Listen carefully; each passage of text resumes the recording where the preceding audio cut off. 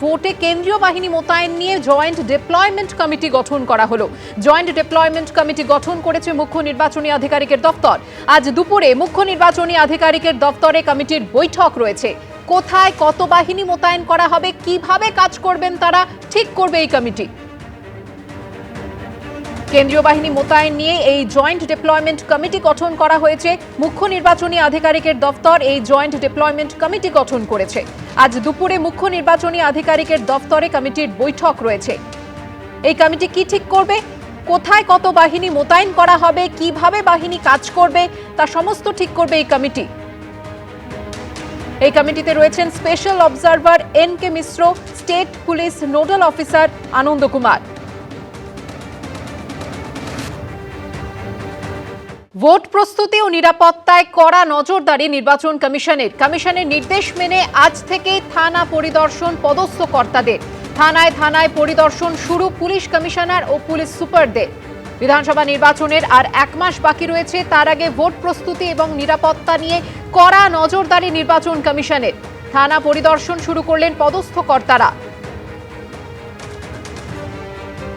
বিস্তারিত জানতে এই মুহূর্তে সরাসরি চলে যাব আমাদের প্রতিনিধি পার্থপ্রতিম ঘোষের কাছে। পার্থপ্রতিম, নির্বাচন কমিশন বারবারই কিন্তু এই স্পষ্ট বার্তা দিয়েছে যে বিধানসভা নির্বাচনকে হিংসামুক্ত, ভয়মুক্ত এবং শান্তিপূর্ণ করতে হবে, এবং পদস্থ কর্তাদের নির্দেশ দেওয়া হয়েছে থানা পরিদর্শনের। কোন কোন বিষয় তারা খতিয়ে দেখবে?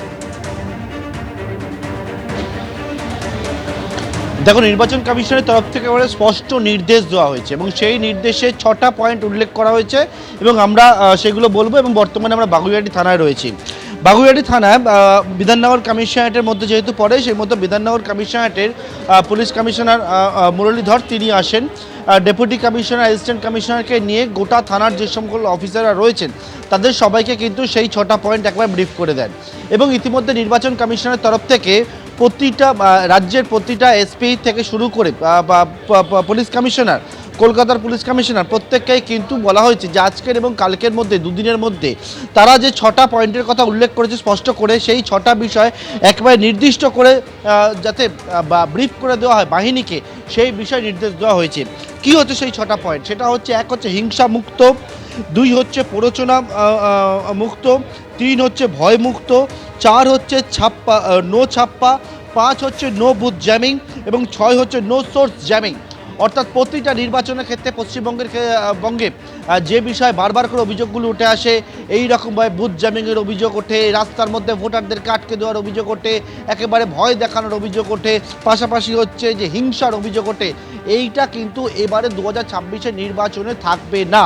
সেইটা একেবারে স্পষ্ট বার্তা দেওয়া হয়েছে, কমিশনারের তরফ থেকে নির্দেশ দেওয়া হয়েছে সমস্ত পুলিশ কমিশনার থেকে শুরু করে এসপিদেরকে, এবং তাদেরকে বলা হয়েছে যে তারা যাতে একবারে আজকের এবং কালকের মধ্যে সমস্ত যে থানাগুলো রয়েছে জেলার ক্ষেত্রে এসপিদেরকে এবং কলকাতা বা যে সকল কমিশনার রয়েছে তাদের সিপিদেরকে বলে যে সমস্ত থানায় গিয়ে একেবারে ভিজিট করে থানার ওসি থেকে শুরু করে থানার যে সকল অফিসাররা রয়েছেন তাদেরকে কিন্তু বা পুলিশ কর্মীরা তাদেরকে সম্পূর্ণ ব্রিফ করে দেওয়ার জন্য।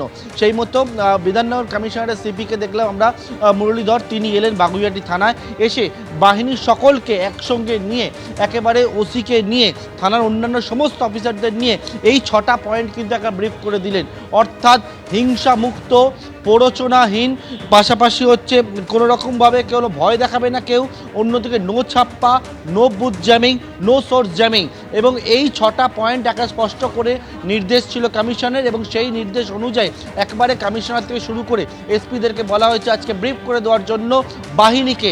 সেই মতোই দেখলাম বাগুইআটি থানায় এসে ব্রিফ করলেন বিধাননগর কমিশনারের সিপি। এবং মূল উদ্দেশ্য কমিশন বলছে যেটা হচ্ছে ভোটাররা যাতে ভয় ডরহীনভাবে ভোট দিতে পারে 2026-এর বিধানসভা নির্বাচনে, সেই জন্যই এই নির্দেশ। এবং সেই নির্দেশ অনুযায়ী ইতিমধ্যে রাজ্যের বিভিন্ন জায়গা থেকে শুরু করে কলকাতা থেকে শুরু করে সমস্ত জায়গাতেই আজকে সিপি থেকে শুরু করে এসপিরা তারা থানায় থানায় যাবেন এবং বাহিনীকে গোটা বিষয়টা ব্রিফ করবেন। এবিপি আনন্দ, এগিয়ে থাকে, এগিয়ে রাখে।